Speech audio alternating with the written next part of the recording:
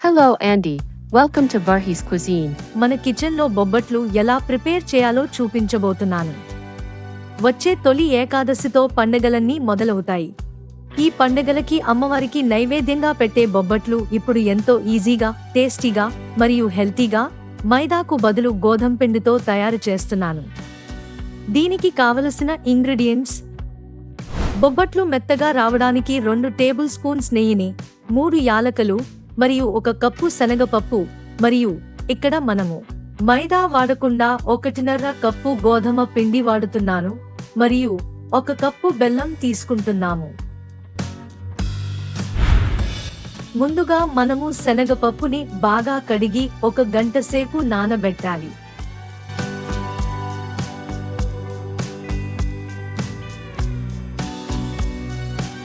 ఇప్పుడు 1 కప్పు గోధుమ పిండిలో 1 టేబుల్ స్పూన్ నెయ్యి మరియు తగినంత నీళ్లను వేసుకుని బాగా కలుపుకోవాలి.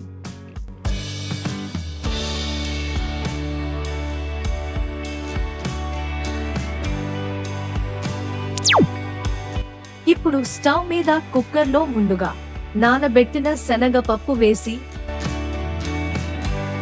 1 కప్పు వాటర్ మరియు 1 చిటికెడు ఉప్పు, 1 చిటికెడు పసుపు వేసి 5 లేదా 6 విజిల్స్ వచ్చేంత వరకు ఉడికించాలి.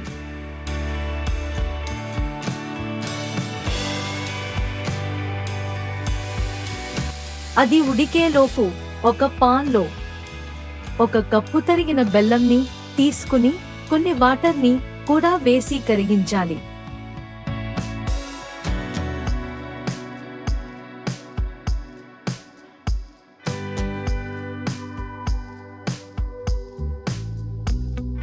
ఇప్పుడు కుక్కర్లోని ఎక్సెస్ వాటర్ తీసేసి మెత్తగా మెదుపుకోవాలి.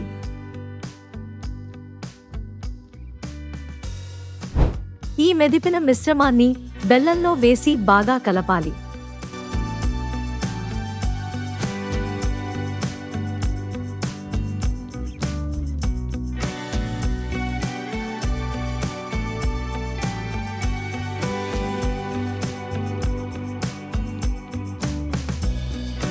కలుపుతూ మధ్యలో యాలకుల పొడి, కొంచెం నెయ్యి వేసి బాగా కలుపుతూ ఉండాలి. గట్టిగా అయ్యేంత వరకు కలుపుతూ ఉండాలి.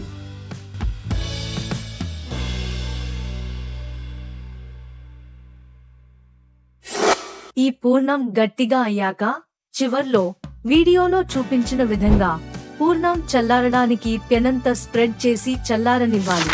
పూర్ణం వీడియోలో చూపించిన సైజులో చేసుకుని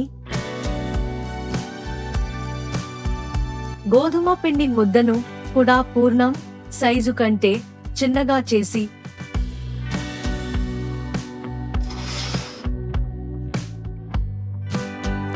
పూర్ణం ముద్దని ఇలా స్టఫ్ చేసి దానిని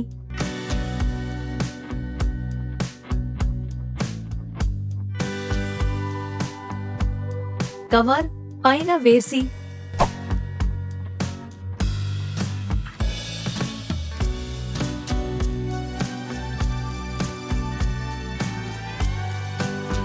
పలుచగా ఒత్తుకోవాలి.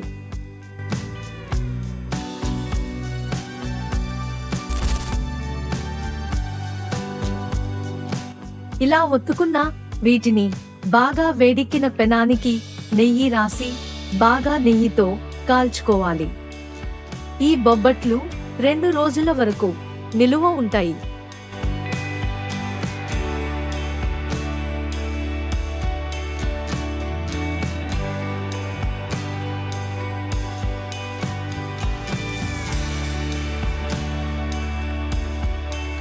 ఈ రెసిపీని మీరు కూడా తప్పకుండా తయారు చేసి ఎలా వచ్చిందో మీ వాల్యుబుల్ ఫీడ్బ్యాక్ ని కామెంట్ రూపంలో తెలియజేయండి.